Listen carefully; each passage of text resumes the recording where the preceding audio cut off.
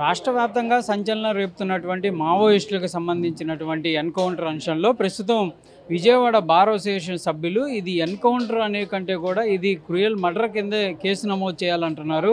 అసలు ఏంటి అనేది వాళ్ళతోనే మాట్లాడదాం. ఏంటి ఇదంతా కూడా చట్ట వ్యతిరేక కార్యక్రమాలకు పాల్పడ్డారు కాబట్టి తప్పక ఎన్కౌంటర్ జరిగిందనే విధంగా అంటున్నారు. మీరు దానిపైన ఏమంటారు? చట్ట వ్యతిరేకంగా కార్యకలాపాలు చేస్తున్నారు కాబట్టి ఎన్కౌంటర్ జరిగిందని అడిగారు.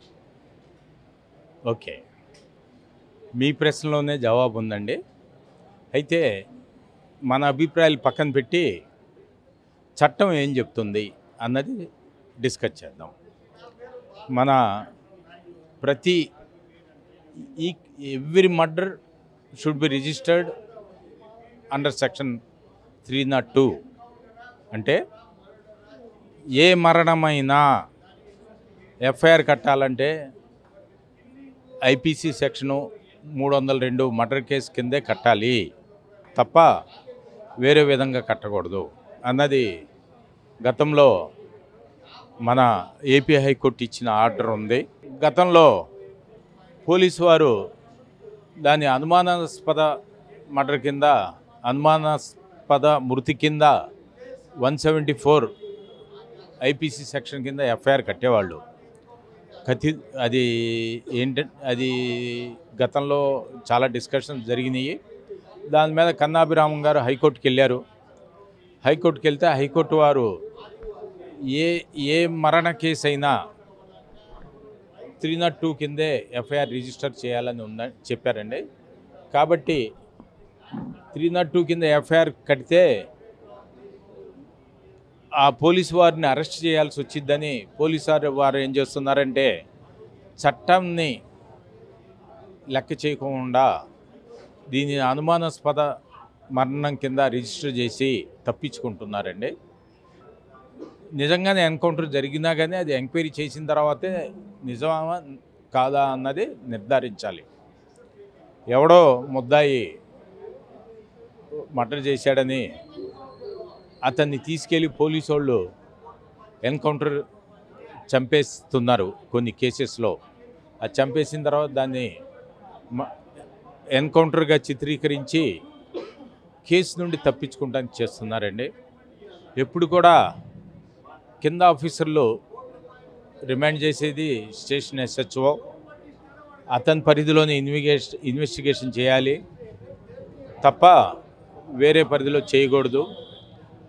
వాళ్ళందరికీ ఒకటి గుర్తుంచుకోవాలండి, పై ఆఫీసర్లు ఏదో చేయమని చేస్తే దాని తర్వాత పోలీసు వ్యవస్థలో కానీ కోర్టులో కానీ మీరు ఇరుక్కోవాల్సి వస్తుంది. కాబట్టి చట్ట పరిధిలోనే విచారణ జరపాలి, చట్ట పరిధిలోనే కేసు విచారించాలని చెప్తున్నాను. కాబట్టి ఎవరో వీళ్ళు వ్యవస్థ కార్యకలాపాల్లో వ్యతిరేకంగా చేసి కొందరు చట్టాన్ని చేతిలో తీసుకున్నారని చెప్పి అనుకుంటున్నారు. చట్టాన్ని చేతిలో తీసుకున్నారని చెప్పి పోలీసు వాళ్ళు అరెస్ట్ చేస్తున్నారు. అలాంటి టైంలో మళ్ళీ పోలీసు వాళ్ళు చట్టం చేతిలో తీసుకోకూడదండి. అది బలంగా చట్టాన్ని చేతిలో తీసుకోకూడదండి. మనం ఒక ఉద్యోగం, ఒక వృత్తి చేస్తున్నాం, ఆ వృత్తి పరిధిలోనే మనం ఎంక్వైరీ చేయాలండి. ఇది మరికొంతమంది కూడా లాయర్ల అసోసియేషన్ వాళ్ళు ఉన్నారు. సరే, ఈ కూబింగ్ అనేటటువంటి మాట చట్టం పరిధిలో ఉందా? ఎట్లా చూడొచ్చు దీన్ని? అసలు కోమింగ్, ఎన్కౌంటరింగ్, కౌంటరింగ్, కిల్లింగ్ ఇదంతా చట్టా పుస్తకాల్లో లేదు, కాన్స్టిట్యూషన్లో కూడా లేదు. కాన్స్టిట్యూషనల్ మొరాలిటీ అని ఉంటుంది. చట్టం ఏం చెప్తుందో ఇది చట్టం రూల్ ఆఫ్ లా. ఇది పోలీసు వాళ్ళు చేతులు ఎత్తుకుంటే అది జంగల్లా అవుతుంది. ఇది ఏం చంపిండారు? ఇది జంగల్లా. వాళ్ళు పట్టుకుపోయేది, చంపేదానికి ఎవడు పవర్ ఇచ్చింది? వాళ్ళకి పవర్ ఉందా? ఎవడు తప్పు చేస్తానో తప్పే. పోలీసు వాళ్ళకి బ్యాలెట్ కాదు, బుల్లెట్, గన్ను, బందూకు దీని ఇచ్చింది ఎవరు? ఇది స్టేట్. వాళ్ళ దగ్గర గన్ను ఉందంటే బార్డర్లో అది. ఇప్పుడు చచ్చిపోయిండే వాళ్ళు 13 మంది ఏం పాకిస్తానా, మియాన్మరా, బంగ్లాదేశ్? ఎవరు వాళ్ళు? భారతీయులతోనే. వాళ్ళు భాషలో చెప్పాలంటే హిందువులతోనే. హిందువుల్ని చంపుతారని హిందూ అంటారు వాళ్ళంతా. ఇక్కడ చచ్చిపోయింది ఏమో ముస్లిమా, చచ్చిపోయినోడు క్రిస్టియనా? చచ్చిపోయినోడు కూడా హిందూ తనే. హిందుని ఎలా చంపుతూ ఉండారో అంత ఈ ప్రజాప్రభుత్వం అని చెప్పుకున్న ఈ రూలింగ్ పార్టీలో హిందువుల్ని చెప్తా ఉంటారా? Why they ruling party kills Hindus? ఆదివాసులు ఏం క్రిస్టియన్సా? They are Hindus. ఎన్వైరన్మెంట్ ఇది లూటో, ట్రిలియన్స్ ఆఫ్ డాలర్స్ ఖనిజాలు ఉంటుంది ఆడ. దాన్ని లూట్ చేసేకి కార్పొరేట్ లాబీ అంటే గవర్నమెంట్ కార్పొరేట్ పరా ఉంటారా? ఇదేను కార్పొరేట్ సనాతన ధర్మానా ఇది లూటో. దీన్ని ఒప్పేలేదు. ఇన్వెస్టిగేషన్ జరగాల.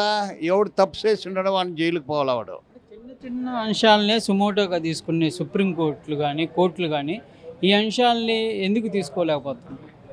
ఇది ఏమవుతుంది? సుప్రీంకోర్టు ఆఫ్ ఇండియా, అది సుప్రీంకోర్ట్ ఆఫ్ ఇండియన్సా లేదన్నది కూడా డౌట్. ఇప్పుడు ఇదే అంబానీ అదానికి అయి ఉంటే ఊరుకుంటారా? కార్పొరేట్గా అయి ఉంటే ఊరుకుంటారా? ఇప్పుడు ఏమవుతుందంటే who is the national builders అంటే freedom fighters are not national builders. It is a investor raj. So ఇన్వెస్టర్కి మాత్రం ప్రొటెక్షను. ఇప్పుడు బ్రిటిష్ వాళ్ళ దగ్గర మేము నేర్చుకునింది it is not protecting the people, it is protecting the property, protecting the rich. Poor మ్యాన్కి justice అనేది ఇంపాసిబుల్, రిచ్ మ్యాన్కి జస్టిస్ అనేది లగ్జరీ. ఐఫై లాయర్ಗಳನ್ನ పెట్టుకోవాలి. చట్ట పరిధిలోకి ఎట్లా తీసుకెళ్ళబోతున్నారు సార్ ఈ అంశాన్ని? దీని హ్యూమన్ రైట్స్ కమిషన్ ఉంది, రిట్ ఆఫ్ మ్యాండామస్ ఉంది, 2014 సుప్రీంకోర్టు గైడ్ లైన్స్ ఉంది. మళ్ళీ ఇట్లా ఎన్కౌంటర్ అయితే ఎఫ్ఐఆర్ చేయాలా 16 గైడ్ లైన్స్ ఉంది. దీనికి సంబంధపట్టిన క్లూస్ ఏమి ఎవిడెన్స్ ఉందో దాన్ని ప్రిజర్వ్ చేయాలా. ఆ డెడ్ బాడీలో ఉండే స్కిన్ దాన్ని ప్రిజర్వ్ చేయాలా, బట్టలు ప్రిజర్వ్ చేయాలా, గుండు ప్రిజర్వ్ చేయాలా. ఆ ఏరియాలో ఎన్ని సీసీటీవీ కెమెరాస్ ఉంది, టవర్ డంప్ వేస్తే కూడా తెలిసిపోతుంది. ఇప్పుడు we're not living in 19th century, ఇది 21st century. దాన్ని ఇన్వెస్టిగేట్ చేస్తే అన్నీ తెలిసిపోతుంది. ఇది ప్రధానంగా కూడా మావోయిస్టులకు సంబంధించినటువంటి ఎన్కౌంటర్ అంశంలో పోలీసులకి అసలు చట్ట ప్రకారం ఎలాంటి పర్మిషన్లు లేవు. వాళ్ళు ఒకవేళ కనుక మావోయిస్టులని అరెస్ట్ చేసి కోర్టు పరిధిలోకి తెచ్చేటటువంటి అంశం మాత్రమే వాళ్ళకు ఉంది. ఈ విధంగా ఎన్కౌంటర్ చేయడం అనేది చట్ట ప్రకారం పోలీసులపైన కూడా చర్యలు తీసుకోవాల్సినటువంటి అంశం కాబట్టి కంపల్సరిగా దీనిని మానవ హక్కుల సంఘం కానీ లేకపోతే బార్ అసోసియేషన్ తరపు కూడా దీన్ని ముందుకు తీసుకెళ్తామనే విధంగా కూడా విజయవాడ బార్ అసోసియేషన్ సభ్యులు చెప్తున్నారు. కెమెరామెన్ కిరణ్తో సాయి శంకర్, విజయవాడ నుంచి. చరిత్ర సృష్టించినోడు ఇప్పుడు ఆ చరిత్రని తిరగరాయబోతున్నాడు. అబద్ధాల గోడల్ని బద్దలు కొట్టి నిజాలను రాగా మీ ముందుంచబోతున్నాడు. నిజమైన వార్తల కోసం వెంటనే డౌన్లోడ్ చేసుకోండి రా యాప్ని.